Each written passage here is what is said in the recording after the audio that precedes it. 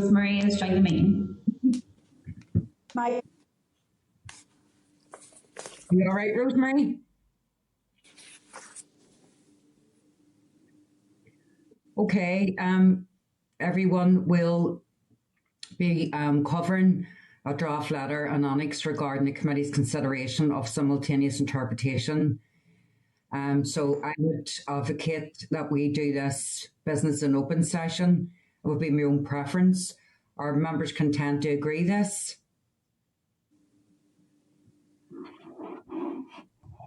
Agreed. Okay.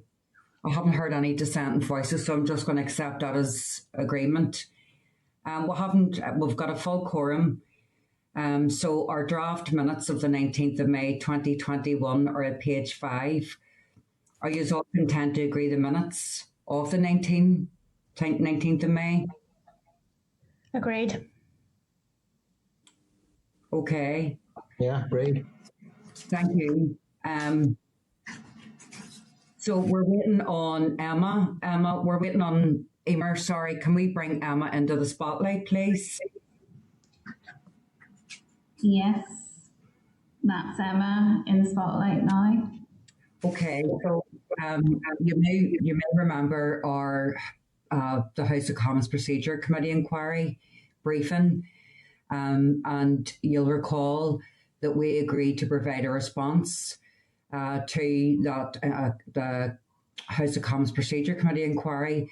So in order to help us form our response, we agreed to commission research in respect of the third aspect of the inquiry, which is seeking our views on the procedural steps required to facilitate greater joint working between committees of each of the UK's devolved legislators and committees. So at page 14 of our pack, there's a cover note from Emer. And at page 18, Emer has provided us with the research paper. And today we're joined by Emma Dello-Perry, who will brief the committee on that paper. So Emma, you're more than welcome if you're happy to start your briefing. Yes, absolutely. Thank you, Chair. So, as you were saying, this is in relation to the procedural steps required to facilitate greater joint working between committees of each of the UK's devolved legislatures and committees of the House of Commons for purposes including shared scrutiny of intergovernmental working on policy areas of common interest. So, obviously, cooperation between governments and parliaments is one of the necessary consequences of devolution, and the forms of that cooperation can be divided into three main categories. That's intergovernmental cooperation, parliamentary cooperation, and cooperation between committees. Of these three, the most well-established and robust is intergovernmental relations. Mm-hmm. There are a few examples in the paper, but for the purposes of setting context, we're just going to focus on the Joint Ministerial Committee in this presentation. So the JMC is the primary machinery for intergovernmental relations, and it's based on procedures laid out in Memoranda of Understanding. The JMC doesn't have a formal meeting schedule. There is no right of consultation conferred on the devolved administrations. All proceedings are confidential and reported by way of joint communique. The JMC is a consultative body rather than an executive body, so it reaches agreement rather than making decisions. And it consists of a number of subcommittees and an overarching plenary committee. At the minute, the most active subcommittee is the JMC European Negotiations Committee. And that has met over 20 times since the UK's exit from the EU. And to put that in context, that's more times than the plenary committee has met at all. So the JMC European Negotiations and the JMC structure has received some criticism for irregular meetings and a lack of transparency. And the Dunlop Review has recommended that the JMC be replaced by a UK Intergovernmental Council with an independent secretariat, which is more open to scrutiny. And the idea would be that there's more accountability to parliaments for what goes on in the JMC. So a review of intergovernmental relations has been set up by the UK government, and it has so far, it hasn't reported formally, but so far it's recommending a three-tier structure. That would be engagement on portfolios between ministers, engagement on cross-cutting issues, and a UK Intergovernmental Council, which replaces the JMC. So that will still proceed by way of agreed statements and communiques, although it will have, pardon me, an independent secretariat. And again, ministers involved will be accountable to individual legislatures. So this becomes relevant when we look at the Common Frameworks process, because that relies heavily on the agreement of the Joint Ministerial Council European Negotiations Committee. And there is a diagram in your packs, I think at somewhere around 2, which should show the process of developing common frameworks. And these will engage, obviously, with areas of devolved responsibility, and it does remain to be seen how scrutiny will be carried out if the UK Intergovernmental Council is established before the Common Frameworks process is completed. There are other forms of intergovernmental relations, so you've got the British Irish Council, you've got the North-South Ministerial Body, and so on, which are referred to in the paper. And briefly, we also have interparliamentary relations, although this is not so much a decision-making body. It tends to be sort of consultative forum work. So you've got the British Irish Parliamentary Assembly, the Interparliamentary Forum on Brexit, which has not really met recently. It's not quite clear what's happening with that. There's also a possibility for a Parliamentary Partnership Assembly to be set up under the terms of the Trade and Cooperation Agreement between the EU and the UK. That will scrutinise the implementation of that agreement from and be able to ask for documents from the Partnership Council. But as far as I'm aware, that hasn't been established yet. So that's just a brief sort of context setting of what kind of structures already exist between governments and parliaments for collaborative work. And to move on to intercommittee relations, these, where you have those quite robust structures of the JMC, you don't have anything quite as robust when you're looking at intercommittee relationships, except for one example. So briefly put, there are 4 main forms of intercommittee relations. The first is the formal model, the guesting model, the visiting model, and the twin track model. Now, other than the formal model, any committee of any house or legislature can adopt the procedures that are mentioned. So we'll take the formal model first. This only applies to the Welsh Affairs Committee and committees of the Senate. Unlike the others, it is based on a specific provision in the standing orders, namely Standing Order 137A3 of the House of Commons Standing Orders, and 17.53 and 17.54 of the Senate. Those are attached in your appendix as well. So the House of Commons Standing Orders allow the Welsh Affairs Committee specifically to meet with any committee of the Senate. The Standing Orders of the Senate are drafted a bit more liberally. They allow any committee of the Senate to meet with any other committee of any legislature in the UK. This was originally designed as a temporary measure to deal with the transport bill, but it was so successful that it was voted in as a permanent mechanism, because it avoids duplication of evidence and it avoids duplication of effort. So the features of this model would be laid out, or are laid out, sorry, on page 32 of your pack. There's a table there. But just to take you through them briefly, because it takes place within the ordinary bounds of committee work, the committee can sit as a joint committee. It can call for evidence. It can issue joint reports, and in those evidence sessions, it takes advantage of parliamentary privilege. This is because the standing orders of the House of Commons allow that work to take place under the auspices of the Welsh Affairs Committee, whereas when it comes to devolved legislatures, they are creatures of statute, and so they don't get parliamentary privilege. So that's the formal model. The guesting model has been relied upon by the Scottish Affairs Committee to work with the Social Security Committee of the Scottish Parliament.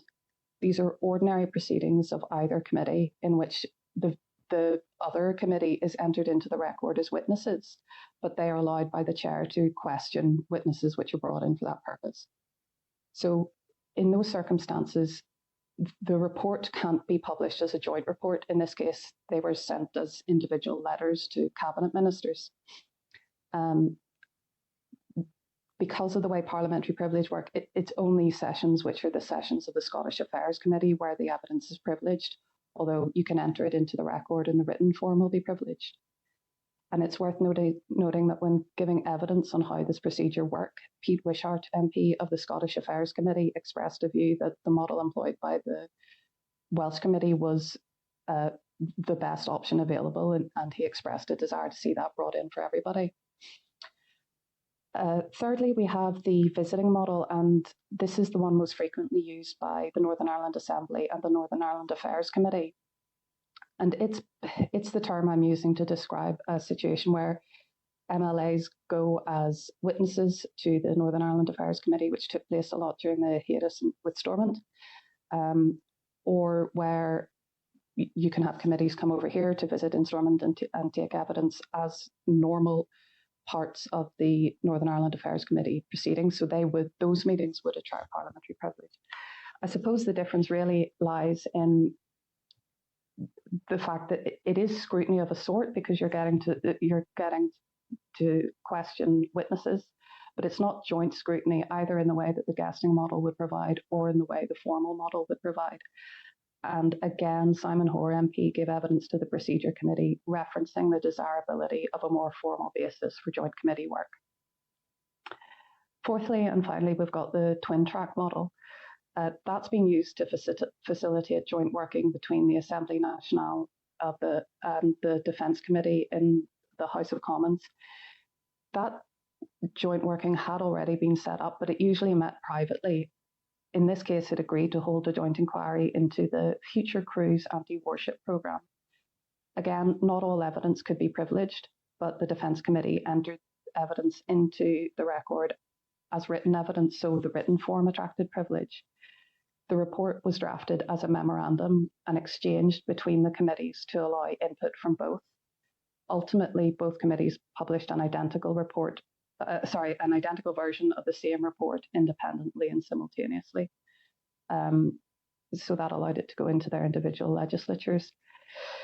So that model is called the twin track model because the formal decisions of the committee provided cover, or were, sorry, I've got that the wrong way around. The informal decisions of the committee were provided cover for with the formal decisions of the committee. So that's the four sort of models. Obviously, with the informal models, the guesting, visiting, and the twin track approach, you don't need to take any specific procedural steps. It's just a question of committees communicating and deciding to operate in that particular way. When it comes to the formal model, the procedural steps are an amendment of the standing orders of any legislature that wishes to partake in joint committee work. Ultimately, it's a matter for other legislatures if they wish to reciprocate. And but for the Northern Ireland Assembly, it's a question of a cross-community vote to amend the standing orders. And it's for the Procedure Committee itself to decide what specific amendment it wants to make, whether it wants to go down the sort of the House of Commons model of using a territorial committee to meet with another specific committee, or whether it wants to draft its standing orders in a more liberal fashion to allow it to meet with a committee of any devolved or central legislature. So that's a very quick tour through the procedural steps involved and what we can do. I'm happy to take any questions. Emma, thank you very much. I read your report, and it probably is. It is an issue that this committee needs to decide upon, particularly in terms of their contribution to the House of Commons procedures review. Certainly, it's made our job easier. Members, I'm going to throw it open to questions. Does anybody have any questions here for Emma? Emer, has anybody indicated? No hands raised at the minute, and nothing in the chat. Emma, you've seemed to get off today lately. You'll be glad to know. But I'm sure, like other members, I want to thank you for your report. It's very detailed, but for me, it clearly lays out the different positions from each of the legislators and the relationship particularly to Westminster and for that matter to each other. So I just want to put that on the record and thank you for your report and your appearance at today's committee. Thank you. Thank you, Emma. Take care. Bye now. Bye. Bye. Okay. Emer, that's is what it is. And that's a good reference for us when we're writing our contribution. To be fair to Emma, it's very comprehensive. So in relation to, let me see, where are we now? So we're down to the standing orders, temporary provisions. And just to remind you that at the last meeting, we agreed to seek the views of the Business Committee and the CLG on whether support for further extension to the temporary provisions and standing orders. So can I draw your attention to page 39 of your pack? And Emer has provided us with the paper at pages 3 and 4 of your tabled items and their responses from the Business Committee and the CLG. So the committee can either do nothing, let the provision cease, or have an effect or agree today to extend, for example, to the end of the mandate. So just by way of information, the Business Committee has recommended extending the temporary provisions to the end of the year. The CLG has indicated a preference to extend to the end of the mandate, but is also content with an extension to the end of the year. So, members, I just want to take your views on this.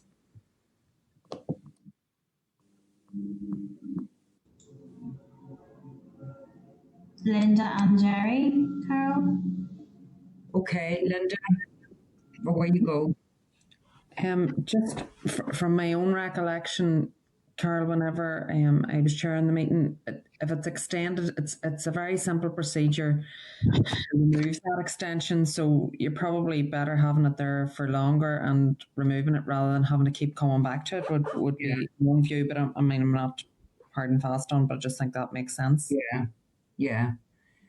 Jerry, what about yourself? Thanks, Linda, for that. Jerry, what about yourself? Yeah, Chair, I agree with that. And obviously the end of the mandate could be before the end of the year. So there's all that issues that we'll look into obviously today. But I think it's better to have it in a longer time period rather than having to come back to it time again. So before extending it to the end of the mandate. Okay. Emer, thanks for that, Jerry. Emer, did anybody else indicate they want to speak on this issue?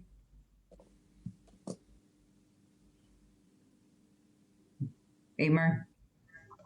Tom has hand raised and then Morris. Okay, Tom, go for it. Yeah, Chair. As has been previously said, it's easy enough getting out of it in a sense. So I think, I'd be happy enough to go to the end of the mandate with it, because if we need to undo it at any time along the line, then it's easy enough to do that. And rather than continually coming back to this issue, I think we should go to the end of the mandate with it. Yeah, good stuff, Tom. Morris, yourself?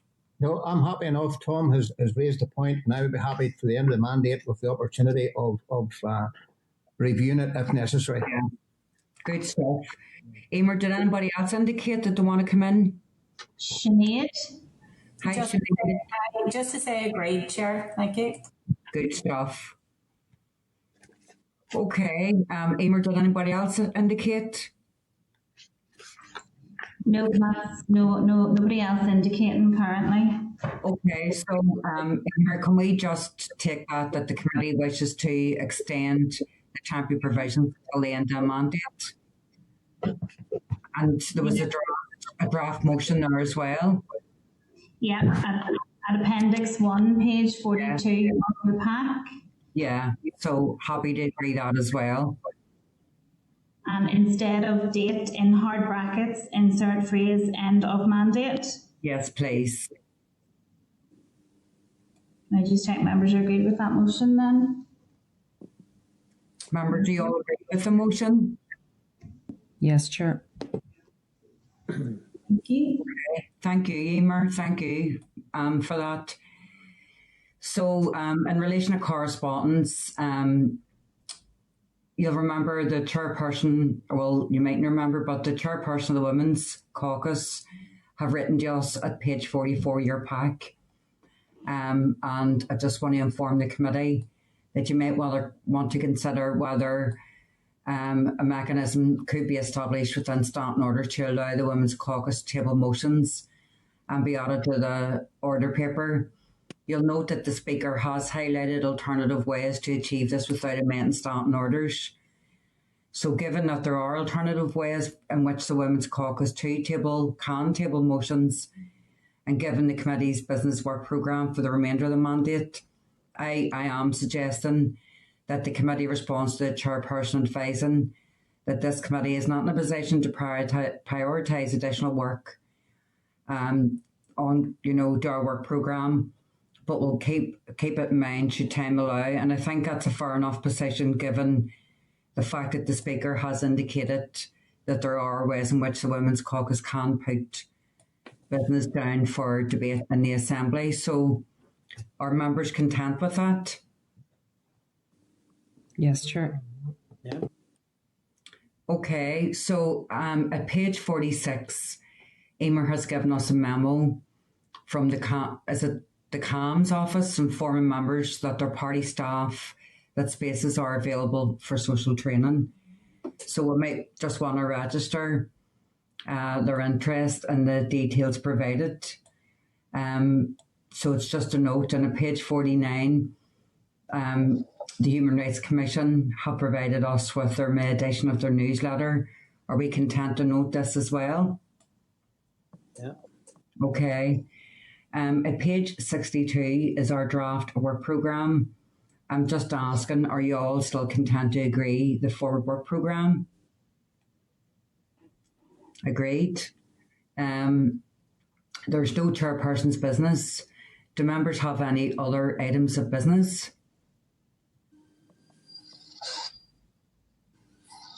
No, Emer? Okay, so we're gonna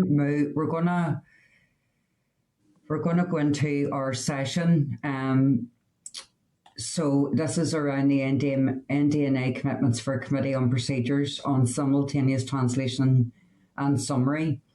So I just want to remind you that at the last committee meeting, we agreed that provision for simultaneous and passive interpretation should be made available in the Assembly, and for Emer to bring back a draft motion for consideration at our meeting today.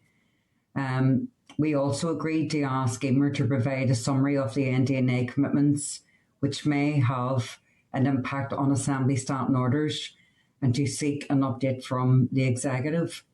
So Emer's provided us with a memo at page 67, and again at page 83 is the response from the Executive. So I just want us to look at the draft motion, which is on page 72, and to ask if committee members are content to agree the draft motion in Annex A.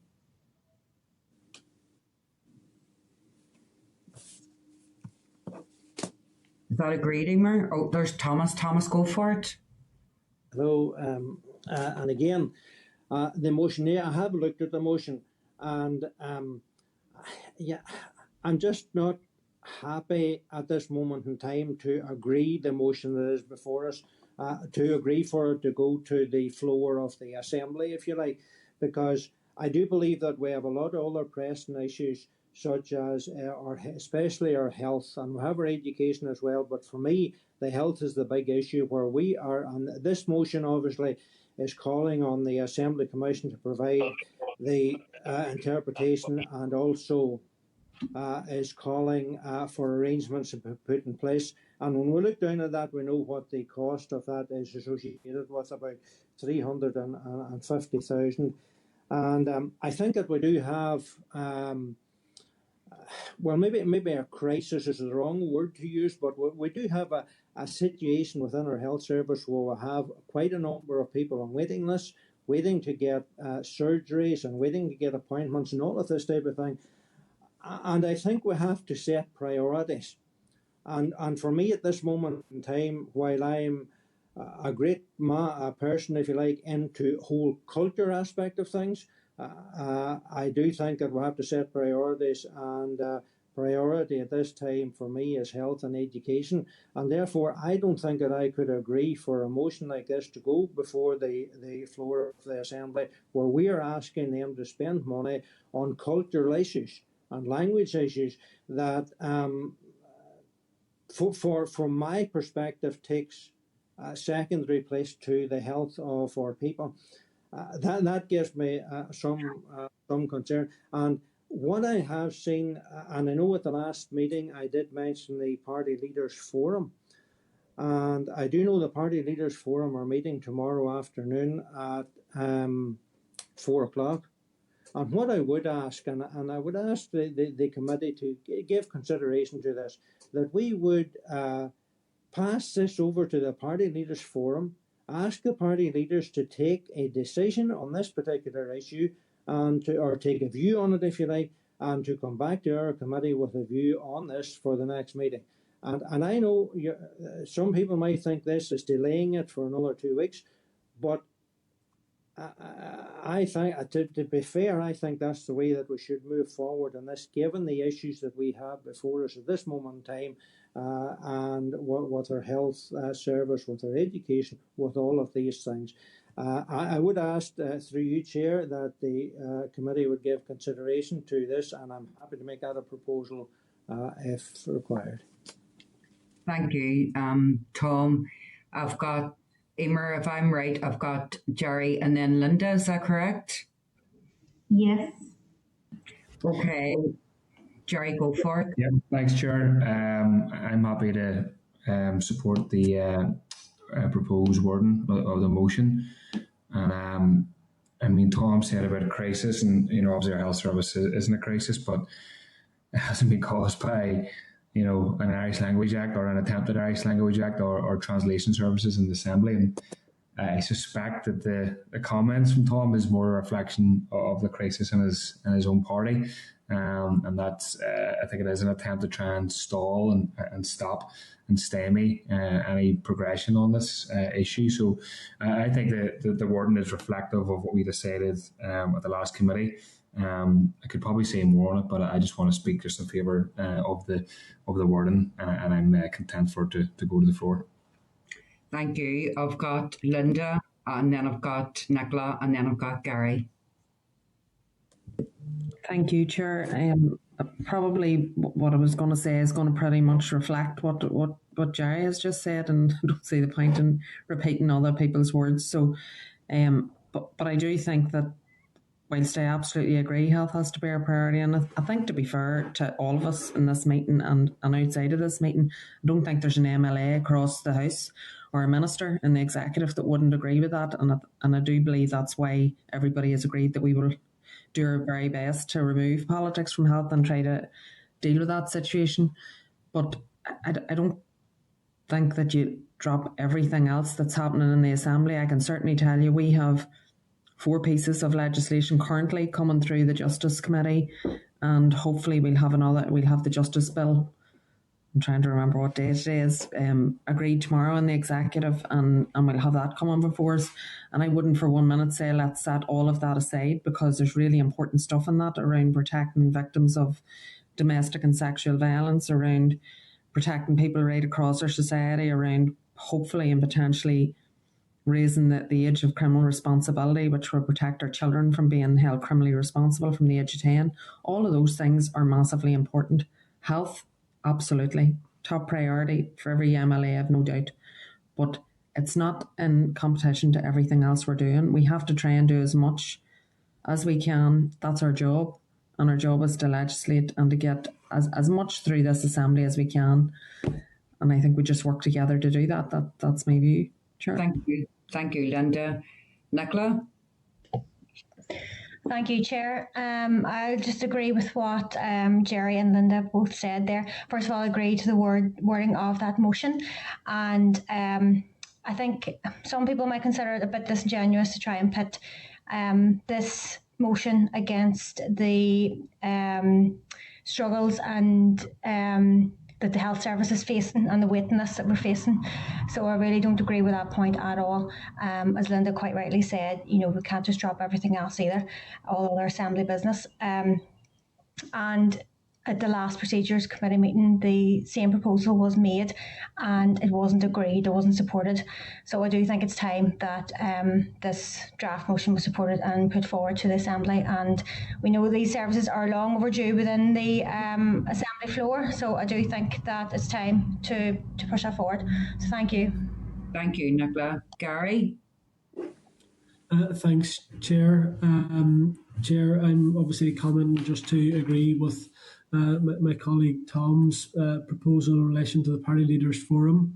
I think that these are issues which need to be addressed. They are issues which need to be addressed at a leadership level. I know that Tom has alluded to the fact that there will be a Party Leaders meeting tomorrow afternoon, which is the right place for that. Because one of the concerns that I have, and it's quite evident that some MLAs want this to be the case. The New Decade New Approach was a package of measures, a package of proposals, which for some of us, there were things in it that we're not overly comfortable with, and that applies to all politicians. But it was the overall package which brought many MLAs to the table and said, well, you know what, we need an executive and we need a Stormont, and 3 years with Stormont has done nothing to further any community. And the New Decade New Approach was seen as a position where we could try and bring about a settled agreement. What we're seeing at this minute in time, and hence the reason why there will be a Party Leaders Forum, is that we need to work out a way that we can bring everything through in a way that is fair and that it's balanced. And if we're going ahead, so for example, the issue of funding for police officers, the issue of the military covenant, the issues that affect the Northwest and my constituency, these are all issues which need to be dealt with, but nobody seems to be putting the same emphasis into addressing those issues. So this isn't about pitting one issue against another. It's about saying let's do this in a fair way and in a way that people feel that their issue isn't been put above anyone else's. So hence I think when we need to send this to the Party Leaders Forum, we put a time limit on it and they come back to us by the next meeting and we move forward on that basis. I think that the language, we need to be very, very sensitive. We don't want this to to turn into something that it shouldn't. So I think that the Party Leaders Forum is the place where this should be debated. But thanks, Chair, that's my views. Thank you for that, Gary. And then I've got Sinead, and then I'll come back myself. Thank you. Yeah. Thank you, Chair, and appreciate the words of all contributions. Just to go on record that I do support the wording of the motion, but I do take on board the comments made by Tom and Gary. And the New Decade New Approach is a package, and there are things in there that we all want to see delivered, and we'd be maybe more passionate about some of the elements than others. But I take the view that those issues have all landed out in their relevant committees and on the shoulders of those who have the gift of moving them. And some people, and I include the Secretary of State on this, I particularly think of the victims, have reneged so far on actually delivering on some of those promises. But I don't believe that it should be on our watch or on this committee's watch that we backtrack on what has been agreed. I think it sets an example to all those who have a role to play in delivering New Decade New Approach. And going back to the leaders, that's where this has come from. This has come from the leaders via an agreement to this committee. And I think this is an example of how politics should be done. When you've agreed something, you honour it, whether it's bits in it you like it or you don't like. You don't go keep weighing the scales, you crack on in good faith. And I think we do need to move on this. And I do think it sets an example that we can come together cross-party to say to the likes of the Secretary of State, step up. We are, we're willing to take everything on board and move on. So I think it's important. I think it's an important principle that we do move forward. And it just shows honour in any agreement, because if we don't, it could become like a lot of agreements of the past, and you start to question the validity of any of them. So I think the principle as well as the topic, it is important. Thank you, Chair.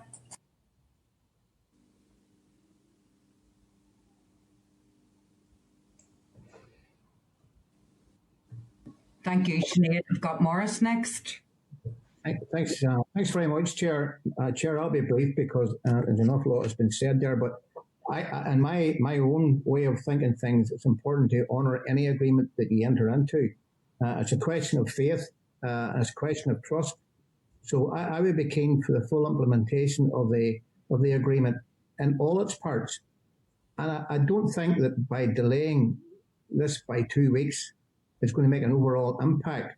As Gary said, we need to send it to the party leaders timestamped that it must come back to us for our next meeting. And at our next meeting, if this is the recommendation from the committee at the next meeting, then that's a different matter. I would be happy enough.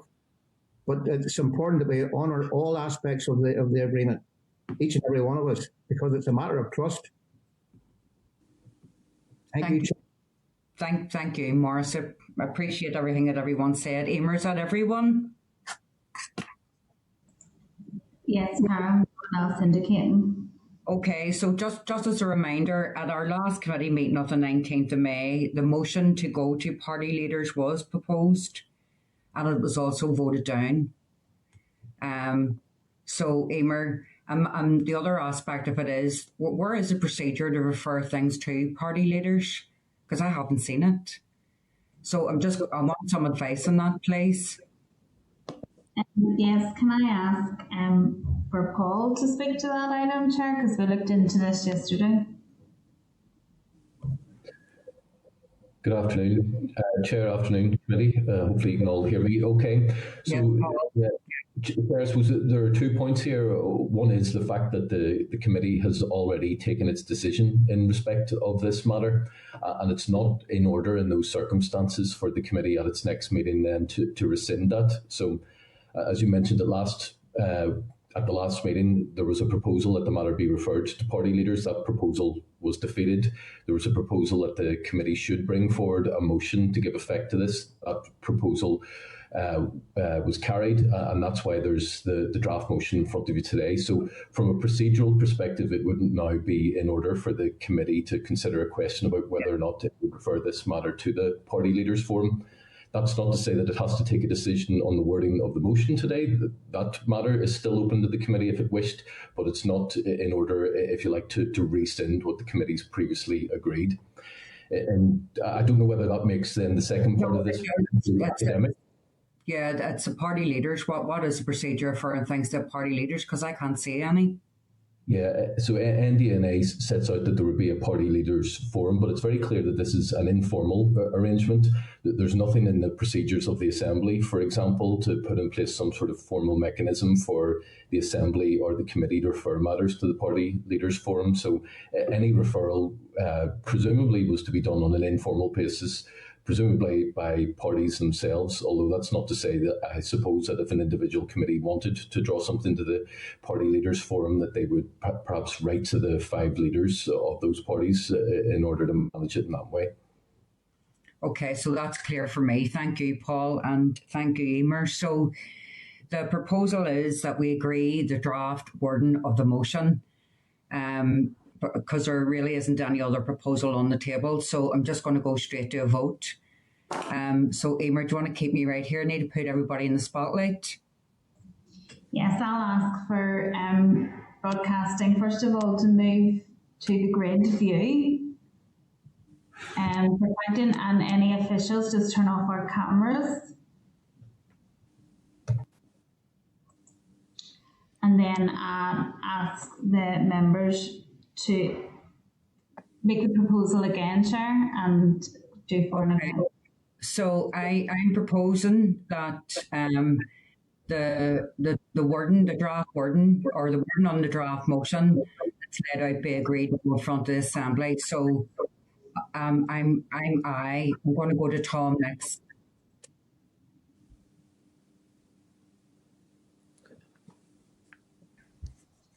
Members agree for the motion, first of all? So, Chair, members agreed. Aye. Aye. Nicola, Gary, Sinead, Linda, and Chair. Yes. And Jerry. So, members against? Tom, Gary, Morris. I can't see Rosemary. She must have dropped out. Her connection seemed bad. Do you want to just check if we can get Rosemary there? She's not showing us in the meeting any longer, Carl. Okay. So, so the motion's carried? Carried. Okay, thank you for that, Emer. Okay, let me see. So, Emer, the next item of business is the Annex B to the committee report, so it starts on page 73 of the pack. Yeah, and if we're content with the draft letter and its annexes, or do members have any questions?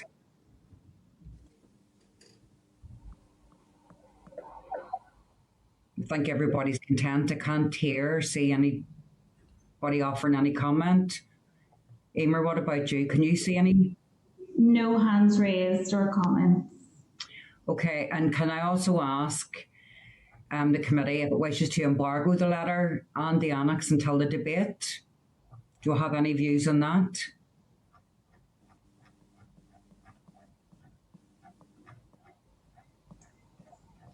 What would be the rationale? Sure. It's just custom practice, Jerry. That's all it is. I mean, I'm relaxed about it. So if people want to keep it as it is, then it should be like any other. In my opinion, any other item for debate is on the no day name list, and when the order paper is produced, it's published. So I think it should be, but that's my view. Yeah, I'd be for it being published as well, sure, because it kind of sometimes people hear this issue and they can kind of concoct up all sorts of issues that aren't contained in it. So I'd be for it being published as well. Okay, Gary, thanks for that. Any other members with any other views?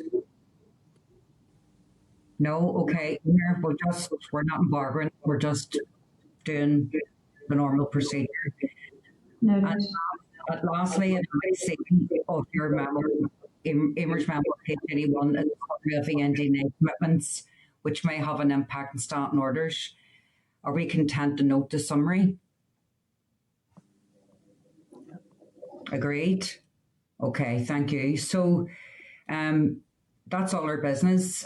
Date and time of the next meeting will be Wednesday, the 16th of June at 2:30 via Starleaf. Emer, we just want to thank you for your work today and for all the officials on the call. And just for everybody, thank you for your attendance and contributions today, and stay safe. Thank you. Thanks. Thank you. Thank you. 29.